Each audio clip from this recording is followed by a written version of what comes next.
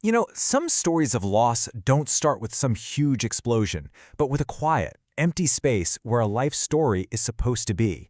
Today, we're going to dig into one of the biggest archival disasters in American history. And we're not just going to look at the flames, but at the personal void it left behind for so many people. This quote, it just gets right to the heart of it, doesn't it? For literally countless families just trying to connect with a loved one's past, their military service, this is what they got, a letter. The fire didn't just burn paper, it completely erased memories and cut the links between generations, leaving this permanent, frustrating black hole. And the scale of it is, well, it's almost impossible to wrap your head around. Somewhere between 16 and 18 million official military personnel files gone.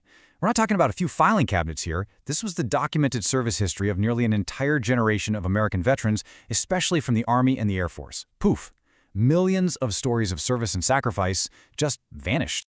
And that really is the million-dollar question, isn't it? How could this massive physical database, and that's what it was, a tangible record of American history, be allowed to literally go up in smoke? Well, as it turns out, the answer started decades before a single spark ever flew. To really understand the fire of '73, we have to go back to the 1950s, when the building itself was just an idea on a blueprint. You see, the seeds of this disaster were actually planted in the choices made by its designers, long before anyone smelled smoke. So try to picture this, a 6-story building, over 700 feet long, just looming over a quiet suburb of St. Louis. It was a true fortress of paper, an imposing concrete structure built to hold the nation's memory. And inside, floor after floor of wide-open space, packed to the gills with records. Okay, so this is where it gets really critical. While designing this fortress of paper, the architects were stuck between two very different ideas. On one hand, you had a Navy facility in New York that was using sprinklers just fine. But on the other hand, the Department of Defense was saying, whoa, hold on, water damage is a way bigger threat than fire because their own facility kept getting flooded. And guess which argument won? The fear of water. In what has to be one of the most fateful decisions in archival history, the designers made a deliberate choice not to install a sprinkler system. This wasn't an oversight. It wasn't a mistake. It was a conscious decision. They had essentially built a perfect tinderbox, just waiting for a match. And so, we arrive at July 12, 1973. On a warm, humid night in St. Louis, that match finally got lit, and the building's fatal design flaw turned into a raging inferno. The way it escalated was just terrifyingly fast. Right after midnight, a motorcyclist happens to spot the flames, calls it in. Less than an hour later, the smoke on the 6th floor is already too thick for firefighters to even find where the fire is starting. By 3 a.m., it's too dangerous, they have to pull everyone out. And by mid-morning, the entire roof is gone. They were fighting a losing battle from the very beginning. For 22 brutal hours, that fire was completely out of control. It would take 4 full days before it was totally out. The heat was so incredible, the destruction so complete, that any clue about what started it was completely incinerated. To this day, nobody knows for sure how it began. But the story doesn't just end there, in the ashes. Not even close. What happened next was this incredible, almost unbelievable effort of ingenuity and pure determination to pull whatever could be saved from the wreckage. And this is where you get this huge, ironic twist. The millions of gallons of water that firefighters poured onto the building, the very thing that designers were so afraid of, it ended up being a hero. As water flooded the 6th floor, it completely soaked the bottom rows of file boxes, and that water acted like a shield, protecting them from the insane heat of the fire raging just above. So, new problem. How in the world do you save nearly 90,000 cubic feet of soaking wet paper before it turns into a giant moldy brick? Well, you turn to the space race, of all things. A technique called vacuum drying, which was developed for the Apollo program, was brought in. They put the wet records into these huge chambers, sucked all the air out, and basically freeze-dried the water right out of the paper.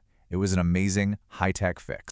The logistical response was immediate, like disaster triage. All mail was stopped. Super important computer index tapes, think of them as the database's table of contents, were rushed to safety on day one. And a government-wide order went out, nobody destroys any related records anywhere. They knew they would need every single clue they could get their hands on. But for the millions of files that were just gone, the mission had to change. This wasn't about preservation anymore. It was about to become one of the biggest historical detective cases of all time. The task ahead was just monumental. They weren't trying to restore burned paper. That was impossible. They were trying to rebuild a person's entire official history from scratch, using bits and pieces of data from other government databases to create a brand new, official summary of their service. So here's how that detective work actually played out. It starts with a request from a family. First, the archivists confirm, yep, the original file is gone.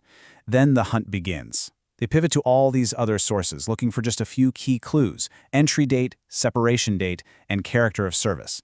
If they can find those, they can issue a new document that acts as an official replacement. For the records that weren't totally destroyed but were badly burned and waterlogged, this is what recovery looked like. Incredibly painstaking, delicate, hands-on work. You have technicians just carefully separating charred pages, one fragile fragment at a time. And look at the tool set they used. This is not your average office supply cabinet. They're using special soot sponges to gently lift off char and tiny microspatulas to separate pages that were basically fused together by the heat. These are the tools of a surgeon, or maybe an artist, not a file clerk. So, where did they find all these clues for reconstruction? Well, pretty much everywhere. They dug through Veterans Administration claim files. They looked at final pay vouchers that might have a separation date, draft records, even state archives. Things like unit rosters and morning reports became absolutely critical puzzle pieces for rebuilding these lost histories. This one event, this total catastrophic failure of a massive analog database, sent absolute shockwaves through the world of records management. It completely changed the rules for archival safety forever. In the end, this horrible disaster actually became a catalyst. The loss was so huge that it forced a complete revolution in how our nation protects its physical history. New, super stringent fire safety standards were put in place for all archives, and right at the top of that list, mandatory sprinklers and smoke detectors. The mistake of the 1950s was not going to be repeated. And this is the result of all those hard lessons learned. This is the modern facility that opened in 2011. It's a state-of-the-art building designed from the ground up with one main goal: to make sure a disaster like the 1973 fire can never, ever happen again. Which really leaves us with a final thought, doesn't it? In 1973, our history was tangible. It was stored on paper in a massive building, and we learned the hard way just how vulnerable that was. Today, our history, our data, our lives, so much of it lives in the intangible cloud.